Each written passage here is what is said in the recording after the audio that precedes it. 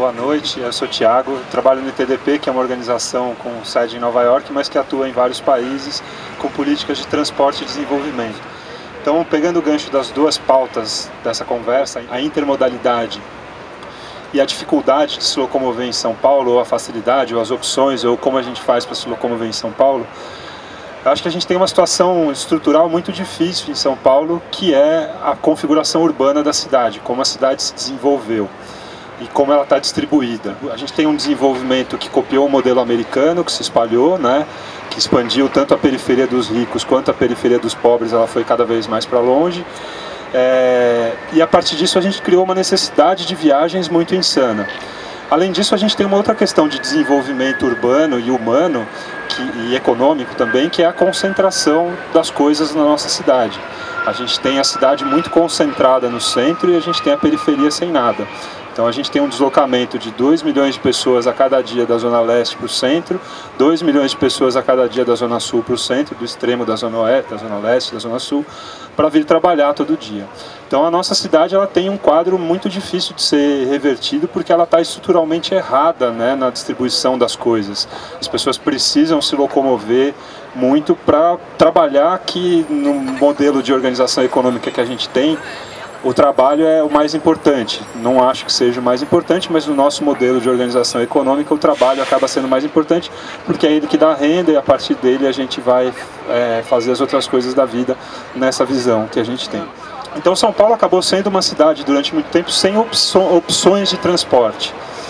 A opção de transporte dos pobres sempre foi o transporte público e eles sempre levaram 2 horas, 1h30 para ir para o trabalho, porque a classe mais baixa da população mora muito longe, ela foi afastada da onde está tudo, aqui do Largo de Pinheiros, da Paulista, do centro de São Paulo. Então ela tem que se locomover muito. A opção das classes mais ricas de São Paulo sempre foi o automóvel. Então os ricos sempre se locomoveram de automóvel e para esses a cidade foi construída de alguma forma. Então a gente tinha uma separação dentro da mobilidade, que ela era do trânsito e do transporte, né, na engenharia. Então se você pega o conceito de mobilidade urbana, ele é recente e ele veio para superar ou para colocar outros elementos na questão da separação clássica de trânsito e transporte. A gente tem em São Paulo, por exemplo, a SP Trans, que cuida dos ônibus, e a CET, que cuida dos carros. Cuidava, tradicionalmente.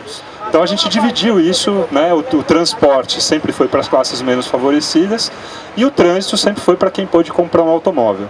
A questão é que a partir do desenvolvimento econômico e da estabilidade econômica, né, da nossa moeda forte, do crédito e tudo mais, essa classe mais pobre também começou a comprar carro e ela começou a saturar junto com ela começou a saturar, é muita canalice da minha parte falar.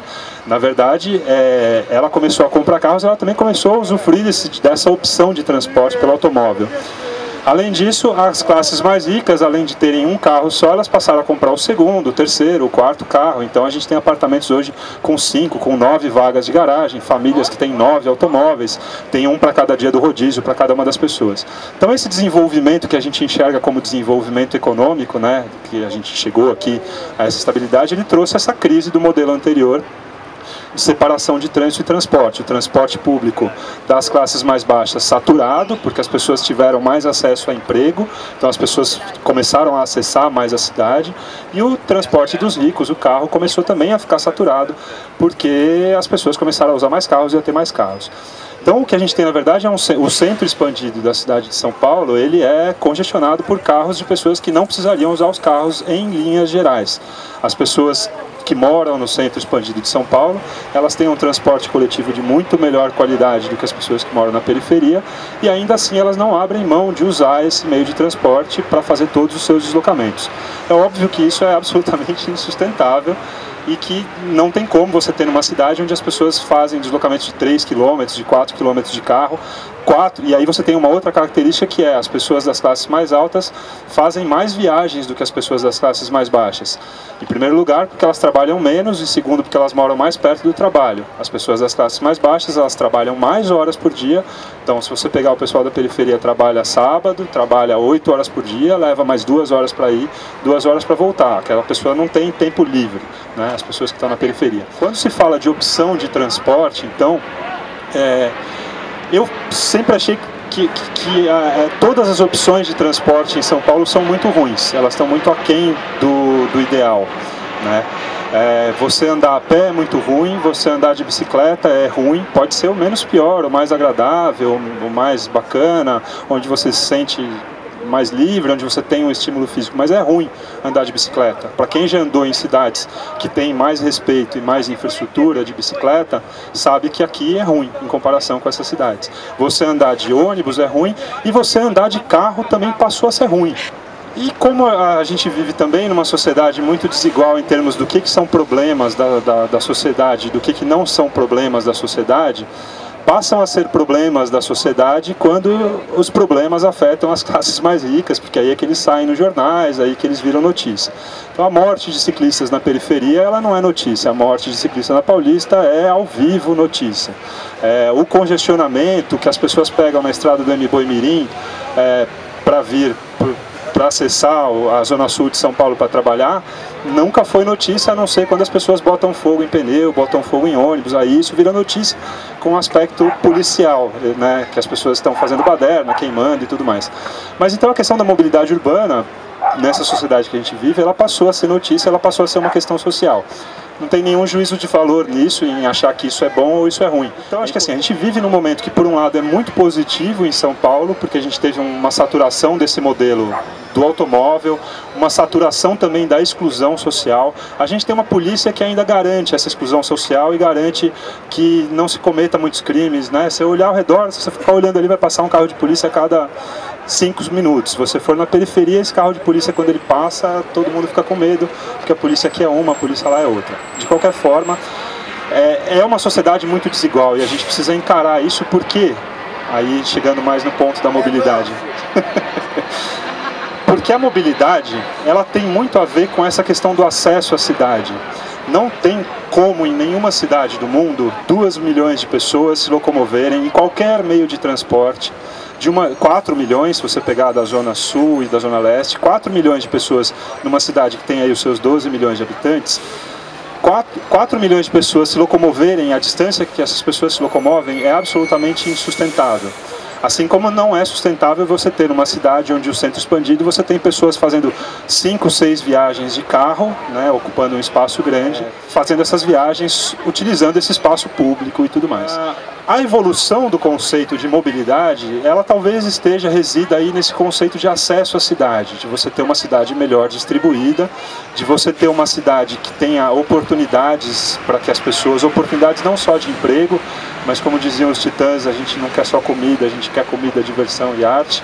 Então que a gente tenha todas essas coisas, gostou dos Titãs ali. Mas que a gente tenha todas essas coisas próximas às casas das pessoas, né? Então, a gente tem alguns avanços, eu acho, na questão da mobilidade, mas assim como a gente percebeu, e acho que de alguma forma muitas pessoas já perceberam que não adianta mais construir vias para carros, alargar avenidas, porque o congestionamento sempre vai existir, talvez a gente passe a perceber que não adianta tentar fazer quantidades de pessoas imensas se locomoverem a quantidade de quilômetros que elas se locomovem.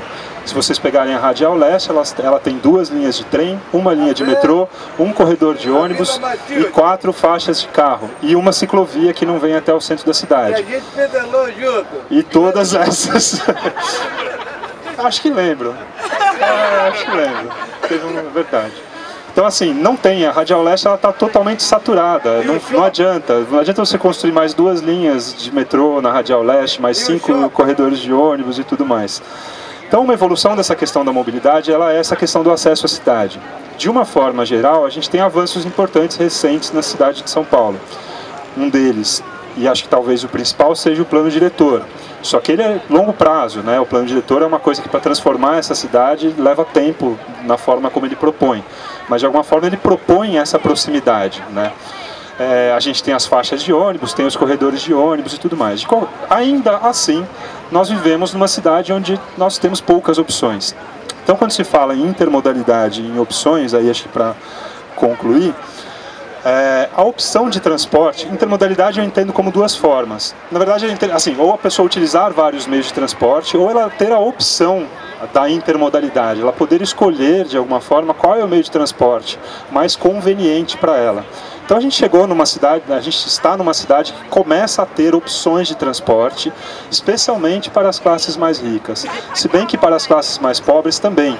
Com a ascensão do crédito, as classes mais pobres puderam comprar, além de carros, elas puderam comprar passagens de ônibus e também motos. Então a motorização da periferia, ela é importante para o acesso à cidade da periferia.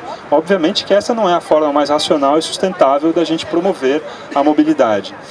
Então, tentando resumir, eu acho que assim, como opção de transporte, todos os cidadãos de uma cidade deveriam ter, em primeiro lugar, as coisas próximas da sua casa.